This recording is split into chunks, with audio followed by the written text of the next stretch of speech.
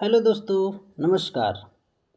आज हम इस वीडियो में देखेंगे सीजी व्यापम छत्तीसगढ़ का जो छात्रावास अधीक्षक निकला है वैकेंसी, उसका सिलेबस हम लोग देखेंगे, है ना।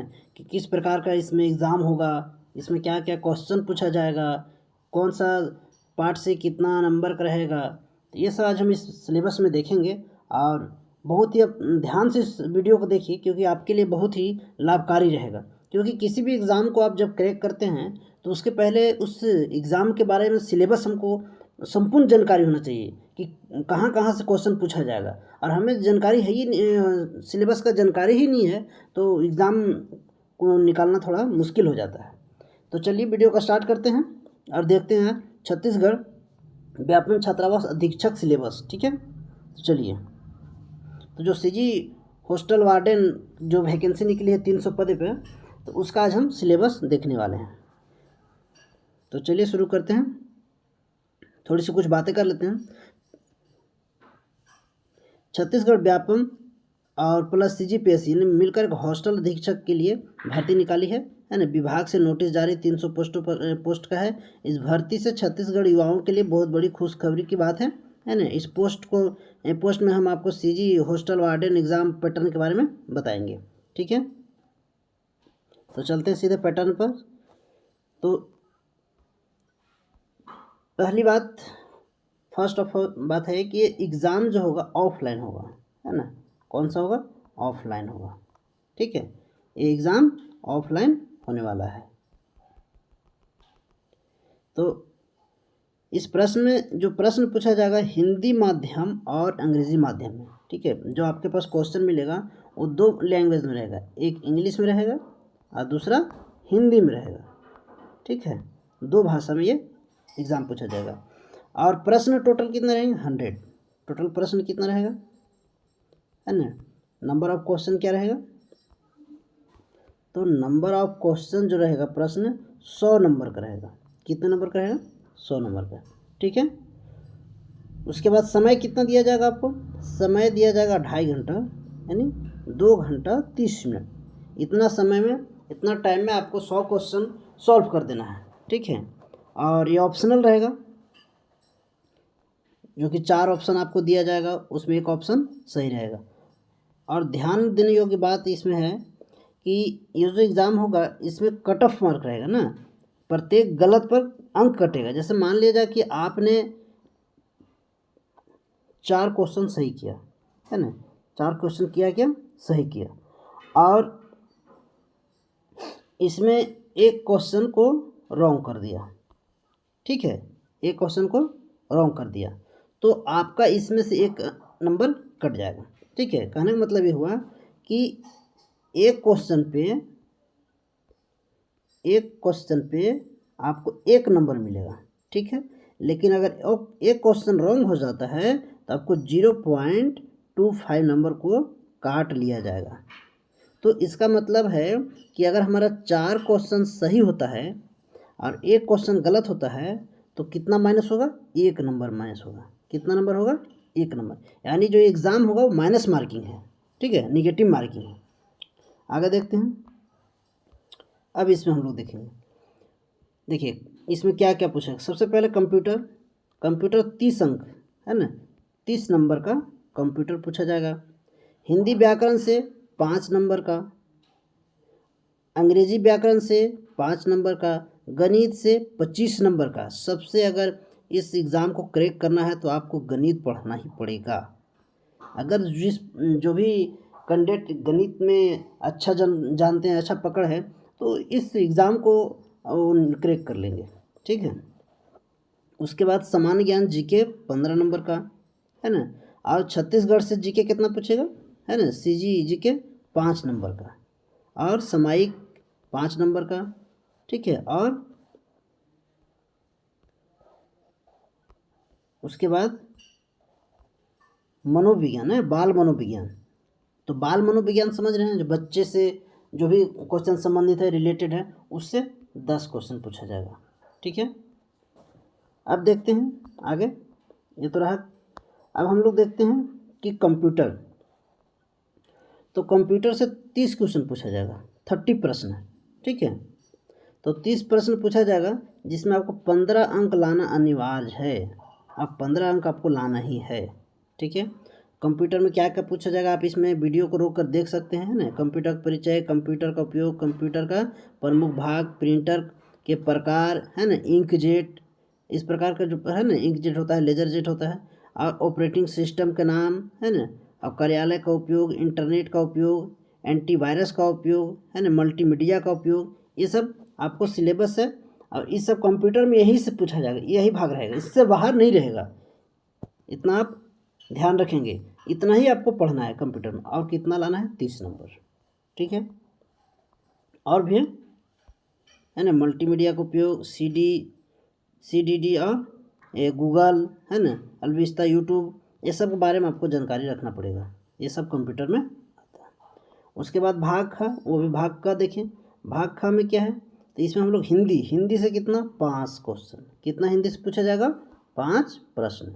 उसमें क्या कहाँ से पूछेगा? स्वर व्यंजन और वर्तनी से शुद्ध करना, और लिंग, वचन, काल, संज्ञा, सर्वनाम, विशेषण, क्रिया, व्यवहारिक प्रयोग, है ना। अगला समास रचना एवं उसका प्रकार, संधि, स्वर, व्यंजन एवं विसर्ग संधि, व्याकरणीय अशुद्धियाँ, है ना, शब्द का प्रकार, तत्सम, तत्भव, देशज, विदेशज, पर्यायवाची शब्द, विलोम, अनेकार्थिक शब्द, अनेक शब्दों, है ना, या वाक्यांश के लिए एक शब्द, मुहावरा और लोकोक्तियाँ, ये सब हिंदी में पूछेगा। और मात्र 5 नंबर का पूछेगा। कितना का पूछेगा? 5 नंबर का। आप इतना अगर एक बार ऊपर से भी सारी चीज़ को पढ़ लेंगे तो आपको 5 नंबर ऑटोमेटिक इससे फ्री में मिल जाएगा, ठीक है। आगे देखते हैं भाग ग में। इसमें क्या पूछेगा हमको? General English. ये भी बहुत ज़्यादा टफ नहीं पूछेगा, लेकिन आपको सारे जितने भी पॉइंट्स लिखा हुआ है उस पॉइंट्स पर आपको पढ़ना है। तो क्या क्या है ना, यूनिट 1 इंग्लिश ग्रामर है ना, नंबर है, जेंडर है, आर्टिकल्स है, प्रोनाउन है, एडजेक्टिव, वर्ब, है ना, और use of some importants conjunction और इम्पोर्टेंट प्रीपोजिशन, ये सारा चीज़ क्या है आपको एक बार पढ़ना पड़ेगा, देखना पड़ेगा। और इससे मात्र कितना? 5 क्वेश्चन पूछा है। और ये भी 4 ऐसा रहेगा, क्वेश्चन जो भी रहेगा उसका 4 आंसर आपको दिया रहेगा, 4 विकल्प दिया रहेगा, उसमें से एक आंसर आपको होगा। तो आप पढ़े रहेंगे तभी उस ऑप्शन को लगा सकते हैं। अन्यथा अगर आप अपने हिसाब से लगाएंगे, है ना, अगर आप अंधेरिया में तीर मारेंगे तो आपका 0.25 नंबर कटौती हो जाएगा। सही आपको लग रहा है तभी मारे, अन्यथा क्वेश्चन को छोड़ दें। और भी है इंग्लिश से, है ना, यूनिट 1 में हो, यूनिट 2 में क्या है? ट्रांसफर सेंटेंस को करना है ना। और ये पैसिव वॉइस है, एक्टिव पैसिव वॉइस हो गया, डायरेक्ट इनडायरेक्ट हो गया, नरेशन हो गया। और यूनिट 3 में क्या है? शब्द पूछेगा, वोकैबुलरी, मतलब आपको इंग्लिश या हिंदी, इंग्लिश में याद दे देगा इसका मतलब क्या होता है ना। और साइनोमियम, एंटोनोमियम पूछेगा, वन वर्ड सब्स्टिट्यूशन पूछेगा, स्पेलिंग पूछेगा, ये सब आपको याद करना ही पड़ेगा। इतना सिलेबस इंग्लिश का मात्र 5 नंबर का। आगे हम लोग चलते हैं।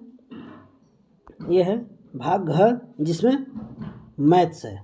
ये सबसे प्लस पॉइंट है, ठीक है। क्या है आपका? Plus point. सबसे ज़्यादा ध्यान देने वाला सब्जेक्ट इसमें क्या है? मैथ्स। अगर मैथ्स में आप अच्छा रैंकिंग करते हैं तो आपका मेरिट लिस्ट में नाम कोई नहीं रोकेगा, ठीक है। तो इसमें देखते हैं क्या क्या है। मैथ्स में देखते हैं सबसे पहले इकाई 1 में, यूनिट 1 क्या है? महत्तम समवर्तक, लघुत्तम, LCM HCF है। महत्तम समवर्तक, लघुत्तम समवर्तक क्या है ना, LCM HCF लिखना।